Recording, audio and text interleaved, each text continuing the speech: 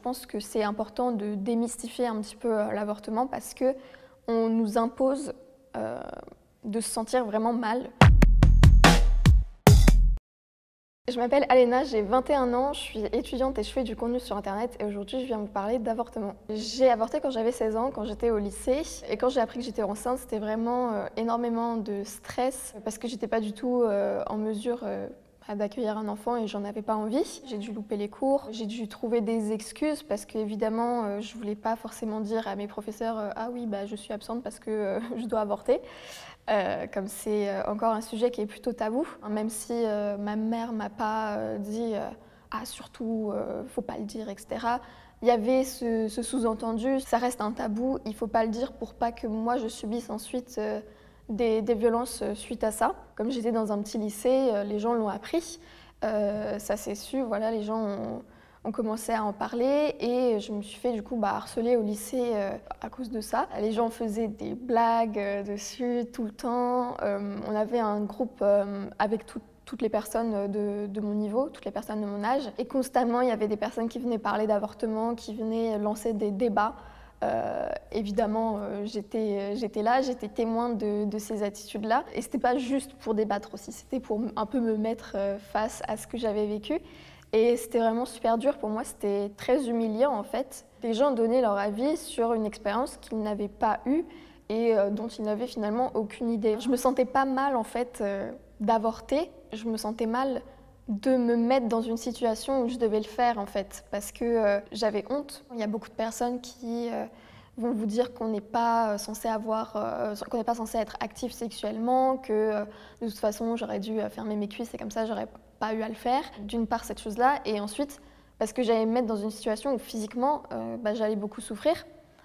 C'est très douloureux d'avorter. Quand j'ai dû avorter à 16 ans, je me suis sentie vraiment perdue parce qu'on m'avait jamais expliqué la procédure, on m'avait jamais expliqué vraiment comment c'était, s'il y avait des délais, si c'était douloureux, qu'il y a une différence entre l'avortement par voie médicamenteuse et chirurgicale.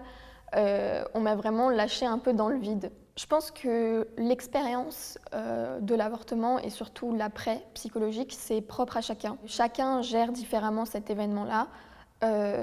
Certaines personnes vont se sentir vraiment très mal, ça va être un choix très douloureux pour elles à prendre. Moi, c'est pas mon cas et je pense que c'est important de démystifier un petit peu l'avortement parce qu'on nous impose de se sentir vraiment mal, comme si on avait commis un acte horrible.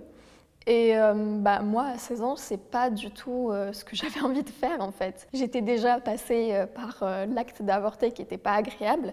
J'avais pas envie de me flageller une fois de plus. Il y a cette remarque-là d'avortement de confort qui est revenue vraiment très très souvent quand j'ai commencé à parler de mon avortement sur les réseaux sociaux. J'ai toujours été étonnée de ce terme parce que qu'est-ce qu'il y a de confortable à avorter? Qu'est-ce qu'il y a de confortable à la douleur physique d'avorter, à toutes les procédures et à toute l'épreuve psychologique que c'est?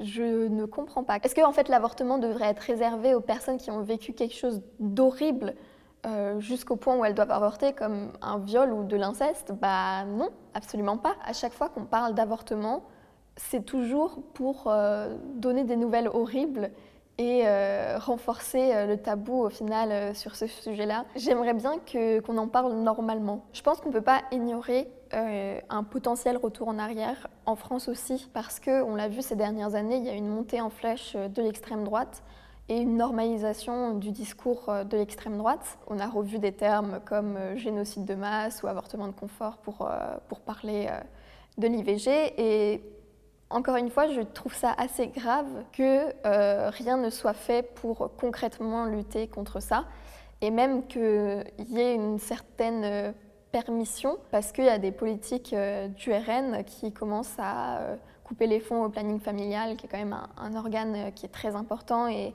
qui aide beaucoup dans les procédures d'avortement. Je pense que si je devais parler à la moi de 16 ans, je lui dirais de rien changer en fait, parce que je pense que j'ai vraiment très bien maîtriser la situation. Si je peux en parler aussi ouvertement, que ce soit sur mes réseaux sociaux ou des médias, c'est aussi parce que j'ai eu l'audace de réagir aux critiques et j'ai eu l'audace aussi de parler de mon avortement une fois que ça s'est su contre ma volonté et de me réapproprier mon vécu et de ne pas laisser les gens construire le discours à ma place. C'était important pour moi de normaliser et de dédramatiser l'avortement.